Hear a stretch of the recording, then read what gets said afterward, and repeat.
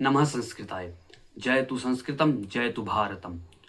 सदाशिवसमारम्भां शङ्कराचार्यमध्यमाम् अस्मदाचार्यपर्यन्तां वन्दे गुरुपरम्परां। श्री गुरुचरणकमलेभ्यो नमो नमः। सभी को मेरा प्रणाम।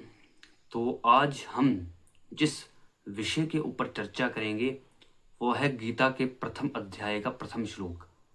हम गीता के प्रथम अध्याय के प्रथम श्लोक के बारे में आज इस वक्तव्य में जानेंगे।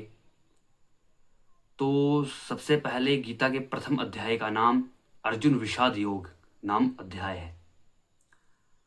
इस अध्याय का नाम अर्जुन विषाद योग नामक अध्याय इसलिए पड़ा क्योंकि अर्जुन इस अध्याय में अर्जुन के विषय का आदी होने का वर्णन है कि वह अपने कर्तव्य से विमुख हो जाता है।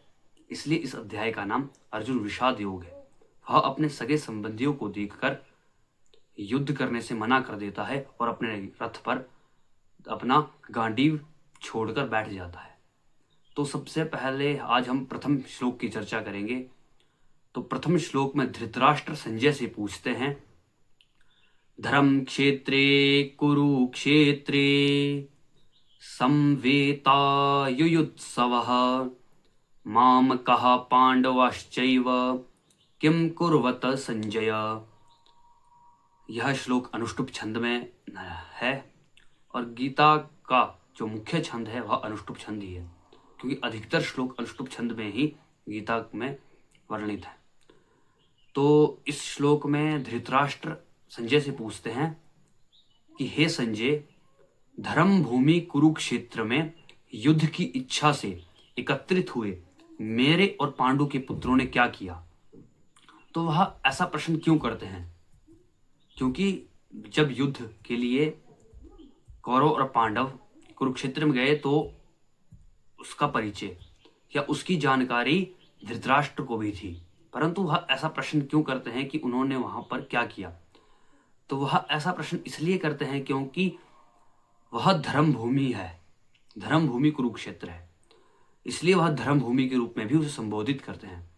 क्योंकि शतपथ ब्राह्मण में आता है कि कुरुक्षेत्र देव यजनम, कि उस कुरुक्षेत्र में देवताओं ने तप किया था। तो इस कारण से धृतराष्ट्र आशंका में था कि कहीं उस धर्म भूमि के प्रभाव से कहीं उसके पुत्रों में विवेक जागृत ना हो जाए और कहीं उन्हें सही और गलत का विभाजन करने का विवेक न उत्पन्न हो, जिस कारण से वह युद्ध विराम न कर दें।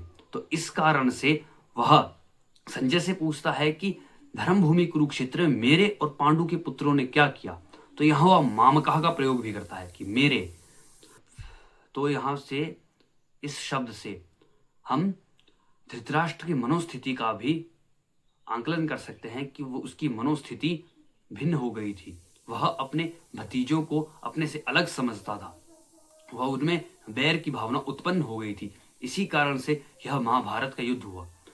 तो इस अध्याय के प्रथम श्लोक से हमें यह शिक्षा लेनी चाहिए कि कभी भी मेरे का भाव अपने अंदर उत्पन्न नहीं करना चाहिए, अपितु हमारा भाव उत्पन्न होना चाहिए। धन्यवाद।